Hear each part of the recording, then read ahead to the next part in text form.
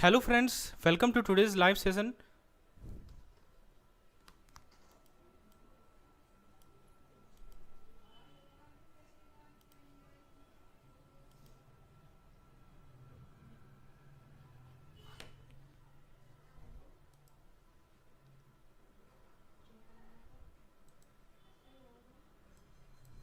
Hello friends, welcome to today's live session. So in today's session we are going to discuss our IE and IFS MCQs of unit number 21, which is based on Indian banking structure.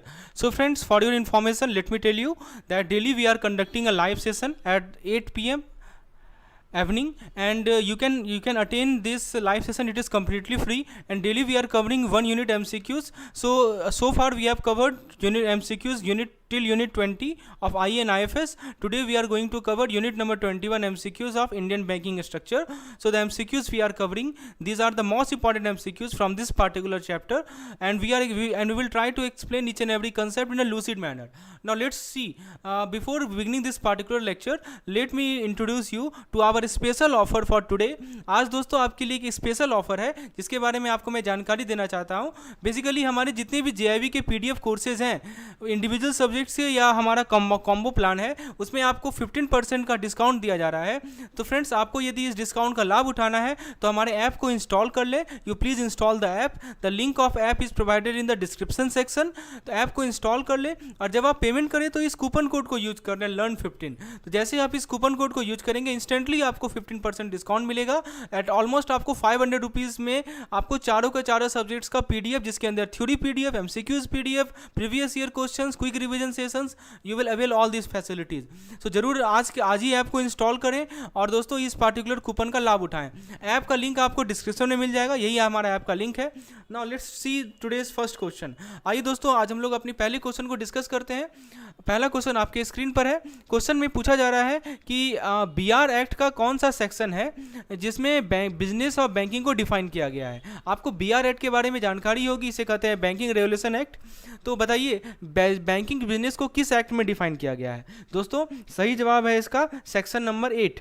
देखिए, section 8 जो है banking regulation act 1949 का, इसमें ये section prohibit करता है किसी banking company को कि वो डायरेक्टली या इनडायरेक्टली डील करेगा. मान लीजिए कि किसी गुड का बाइंग एंड सेलिंग हो, बार्टरिंग हो गुड्स का. ठीक है. एक्सेप्शन क्या है? In connection with the realisation of security. ठीक है. तो दोस्तों कहने का मतलब सिंपल भाषा में आपको समझाऊं, एक बैंक इंगेज नहीं कर सकती बाइंग एंड सेलिंग गुड्स के बिजनेस में accept in a limited circumstance. जैसे मान लीजिए कि जब वो किसी बिल ऑफ एक्सचेंज को नेगोशिएट कर रही है तो वो एक्सेप्शन हो गया. लेकिन इन जनरल बैंक किसी गुड्स को बाइंग एंड सेलिंग गुड्स के बिजनेस में इंगेज नहीं हो सकती. ऐसा इसलिए होता है दोस्तों ताकि बैंक अपने आप को रिस्की या स्पेकुलेटिव एक्टिविटीज़ में इन्वॉल्व ना करे जो कि इनके फाइनेंशियल स्टेबिलिटी को जियोपार्टाइज कर देगा. इसीलिए दोस्तों बिजनेस और बैंकिंग को सेक्शन 8 में डिफाइन किया गया है. अब जरा दूसरे सेक्शन की बात कर ले. यहाँ पे और भी सेक्शंस हैं. जैसे आप सेक्शन 6 की यदि बात करें तो सेक्शन 6 डिफाइन करता है बैंकिंग बिजनेस को एक्सेप्टिंग मनी एंड मतलब ये कहता है कि जो बैंक का प्राइमरी पर्पस है वो डिपॉजिट को एक्सेप्ट करना है और उसे लैंड आउट करना है. तो होपफुली आपको ये एक्सप्लेनेशन क्लियर समझ में आ गया होगा कि जो सेक्शन 8 है उसमें बैंकिंग रेगुलेशन एक्ट का 1949 का सेक्शन 8 में बैंकिंग बिजनेस को क्लियरली डिफाइन किया गया है. इसके अंदर क्या रिस्ट्रिक्शंस है, इसके अंदर क्या क्या चीज़ें इंक्लूडेड है, everything is defined. Now let's see question number 2. Question number 2 आपके स्क्रीन पर है. पूछा जा रहा है कि किस साल में रिजर्व बैंक ऑफ इंडिया का इसको इस्टेब्लिश किया गया. 1947, 1925, 1935, 1955. दोस्तों इसका सही जवाब है 1935. 1935 में आरबीआई का इस्टेब्लिशमेंट हुआ. कब इस्टेब्लिशमेंट हुआ था? 1 अप्रैल 1935 को. ठीक है. तो आरबीआई को सेटअप किया गया ताकि करेंसी को सेंट्रलाइज कर सकें और भारत में जो क्रेडिट सिस्टम है उसे सेंट्रलाइज कर सकें. तो क्रेडिट सिस्टम और करेंसी को सेंट्रलाइज करने के लिए आरबीआई का स्थापना किया गया. और दोस्तों आरबीआई एक प्राइवेट इंस्टीट्यूशन था पहले, लेकिन इसे नेशनलाइज किया गया था 1949 में, आपको पता होगा. और आरबीआई करेंटली गवर्नर के द्वारा हेड किया जाता है, जो कि जिनको प्रेसिडेंट ऑफ इंडिया अपॉइंट करते हैं. आरबीआई के बहुत सारे फंक्शंस हैं, जैसे करेंसी नोट इशू करना, इंडियन रुपीज़ के स्टेबिलिटी को मेंटेन करना, बैंकिंग सिस्टम को रेगुलेट करना, बैंकिंग सर्विस प्रोवाइड करना सरकार को, और इकोनॉमिक डेवलपमेंट को प्रमोट करना. तो आरबीआई एक सेंट्रल बैंक है भारत की, जिसकी रिस्पॉन्सिबिलिटी होती है भारत की जो अर्थव्यवस्था है उसका हेल्थ को मेंटेन करने के लिए. इसके बहुत इंपॉर्टेंट पॉइंट है. चलिए तो इसका सही जवाब समझ में आया। 1935 में आरबीआई को इस्टेब्लिश किया गया था, हिल्टन यंग कमीशन, आपने सुना होगा ना। नेक्स्ट क्वेश्चन आपके स्क्रीन पर है कि किसी भी यूनिवर्सल बैंक को सेटअप करने के लिए मिनिमम कैपिटल रिक्वायरमेंट कितनी होती है? 100 करोड़, 200 करोड़, 500 करोड़, 750 करोड़। दोस्तों सही जवाब है इसका 200 करोड़। देखिए सबसे पहले यूनिवर्सल बैंक होता क्या है? यूनिवर्सल बैंक एक ऐसी बैंक है जो कि सभी तरह की बैंकिंग एक्टिविटीज़ को अंडरटेक करती है, all types of activities, right. तो जैसे कि कॉमर्शियल इन्वेस्टमेंट, जिसमें commercial banking, investment banking, insurance, ये सभी आता है। तो आरबीआई ने दोस्तों एक हायर कैपिटल रिक्वायरमेंट को सेट किया है यूनिवर्सल बैंक के लिए, क्योंकि इसे रिस्कियर माना जाता है। दोस्तों ये जो यूनिवर्सल बैंक होते हैं ना, ये दूसरे बैंकों से रिस्कियर होते हैं, क्योंकि ये सभी तरह के एक्टिविटीज़ में इन्वॉल्व होते हैं, चाहे वो हमारा कॉमर्शियल बैंक का एक्टिविटीज़ हो, इन्वेस्टमेंट बैंकिंग हो या इंश्योरेंस हो। तो जो मिनिमम कैपिटल रिक्वायरमेंट है ये इसलिए लाया गया है ताकि यूनिवर्सल बैंक के पास फाइनेंशियल स्ट्रेंथ हो कि वो शॉक को विथस्टैंड कर सके और वो सॉल्वेंट रह सके। दोस्तों सिंपल भाषा में आपको मैं समझाऊं तो यूनिवर्सल बैंक के पास कम से कम 200 करोड़ का नेटवर्थ होना चाहिए इससे पहले कि वो अपने ऑपरेशन को स्टार्ट करे। ये वो पैसा है जो कि बैंक को रिजर्व में रखना है ताकि अपने डेप्ट को, अपने लॉसेस को वो कवर कर सके। दोस्तों आरबीआई ने कुछ अदर रिक्वायरमेंट भी सेट की है यूनिवर्सल बैंक के लिए, जैसे कि उनका अच्छा ट्रैक रिकॉर्ड होना, उनका साउंड मैनेजमेंट होना। तो फिलहाल क्वेश्चन के पर्सपेक्टिव में 200 करोड़ हमारा सही जवाब है। Now let's come to the next question. Next question आपके स्क्रीन पर है। क्वेश्चन में ये पूछा जा रहा है कि हमारे जो स्मॉल फाइनेंस बैंक होते हैं इनके लिए कितनी मिनिमम कैपिटल रिक्वायरमेंट सेट की गई है। ऑप्शन है 100 करोड़, 200 करोड़, 750 करोड़, 500 करोड़। दोस्तों सही जवाब है इसका 100 करोड़।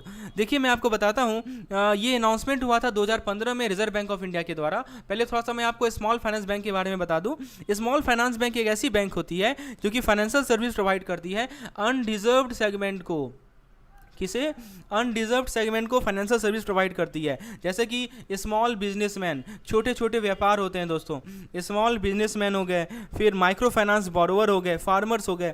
तो आरबीआई ने एक लोअर कैपिटल रिक्वायरमेंट को सेट किया है स्मॉल फाइनेंशियल बैंक के लिए, क्योंकि उनका रिस्क कम है। ऑब्वियस सी बात है ना दोस्तों, जिनका रिस्क ज़्यादा रहेगा उसके लिए ज़्यादा रिक्वायरमेंट सेट है। जैसे आपने अभी देखा यूनिवर्सल बैंक का रिस्कियर है, right, that's why they have set up the limit of 200 crore, but comparatively this small financial bank is less risky, right?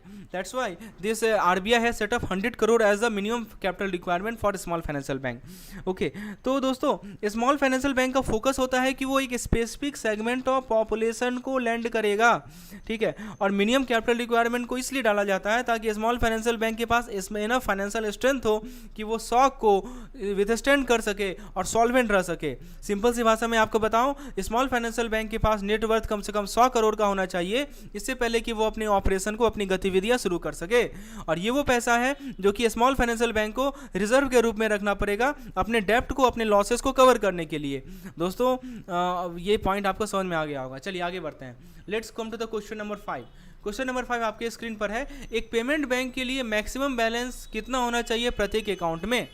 ठीक है, नहीं सॉरी, ये नहीं है, पेमेंट बैंक में मैक्सिमम कितना बैलेंस आप रख सकते हैं किस प्रत्येक अकाउंट में। ऑप्शन है 1 लाख, 5 लाख, 2 लाख या कोई लिमिट नहीं है। दोस्तों सही जवाब है 5 लाख। देखिए ये 8 मार्च 2023 का जो हमारा डेटा है उसमें जो मैक्सिमम बैलेंस पेमेंट बैंक में हो सकता है वो 5 लाख का है। ये आरबीआई के द्वारा अप्रैल 2021 में अनाउंस किया गया। अब पेमेंट बैंक होता क्या है? पेमेंट बैंक एक तरह का बैंक होता है जो कि लिमिटेड बैंकिंग सर्विस ऑफर करता है। क्या ऑफर करता है दोस्तों?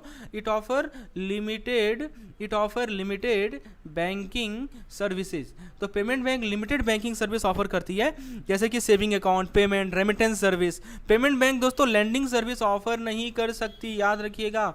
Payment bank can not offer lending service, okay, जैसे कि लोन या ओवरड्राफ्ट पेमेंट बैंक ऑफर नहीं कर सकती, ये इनका लिमिटेड बैंकिंग सर्विसेज होता है। तो आरबीआई ने एक लिमिट सेट किया है कितना maximum balance payment bank maintain कर सकती है प्रत्येक अकाउंट में, ताकि डिपॉजिटर के इंटरेस्ट को प्रोटेक्ट कर सके।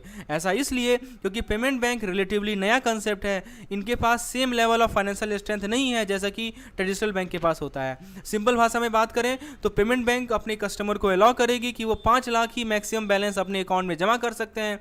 यदि बैलेंस 5 लाख से ज़्यादा होगा तो एक्सेस अमाउंट को कस्टमर के सेविंग अकाउंट में ट्रांसफर कर दिया जाएगा जो कि उनके कमर्शियल बैंक में है। चलिए होपफुली आपको ये कंसेप्ट क्लियर हो गया होगा। आगे बढ़ते हैं दोस्तों। आगे बढ़ने से पहले यदि आप जेईई 2023 की तैयारी material in the form of PDF, videos, mock test, daily quizzes, तो हमारे कॉम्प्रिहेंसिव प्लान को आप ऑप्ट कर सकते हैं। साथ ही साथ दोस्तों हमारे पीडीएफ प्लान को, मॉक टेस्ट प्लान को आप ऑप्ट कर सकते हैं। कैसे ऑप्ट करना है दोस्तों, आपको हमारे ऐप को इंस्टॉल कर लेना है। ऐप का लिंक आपको डिस्क्रिप्शन में प्रोवाइडेड है, जेईई एनसीईआरटी मेड सिंपल।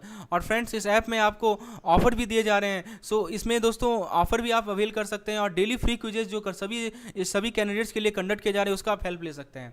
चलिए आगे बढ़ते हैं दोस्तों। नेक्स्ट क्वेश्चन हमारी स्क्रीन पर है।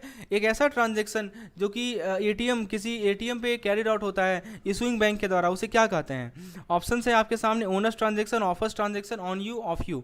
बताइए ऐसा ट्रांजैक्शन जो कि एटीएम पे कैरिड आउट होता है इशूड बैंक के द्वारा, इसे क्या कहते हैं? इसे कहते हैं दोस्तों ऑनर्स ट्रांजैक्शन। गूगल पे क्या है? Fintech company, neo bank, techfin company, payment gateway.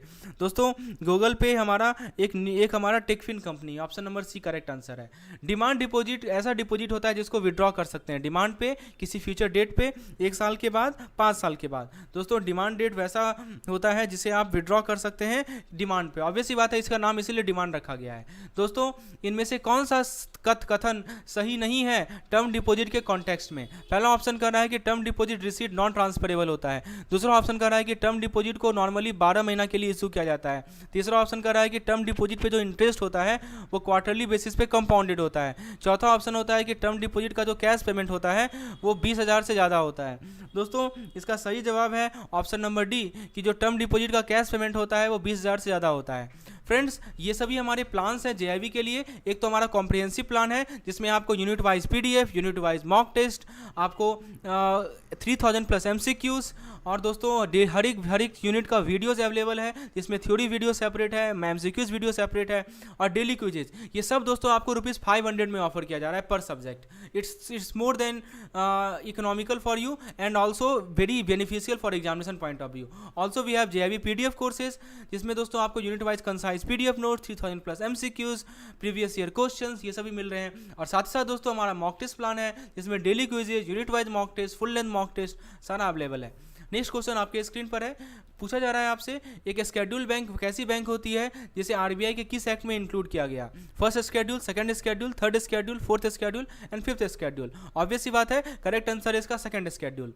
दोस्तों एक शेड्यूल कमर्शियल बैंक कैसी बैंक है? ऑप्शन ही कर रहा है जिसको हम आरबीआई एक्ट के 1934 में सेकंड शेड्यूल में इंक्लूड किया गया, जिसको बैंकिंग रेगुलेशन एक्ट में इंक्लूड किया गया। Both A and B, none of the above. Obviously अभी हमने डिस्कस किया शेड्यूल कमर्शियल बैंक एक ऐसी बैंक है जिसको आरबीआई एक्ट 1934 के सेकंड शेड्यूल में इंक्लूड किया गया। दोस्तों इनमें से कौन सा फंड बेस्ड क्रेडिट फैसिलिटी है?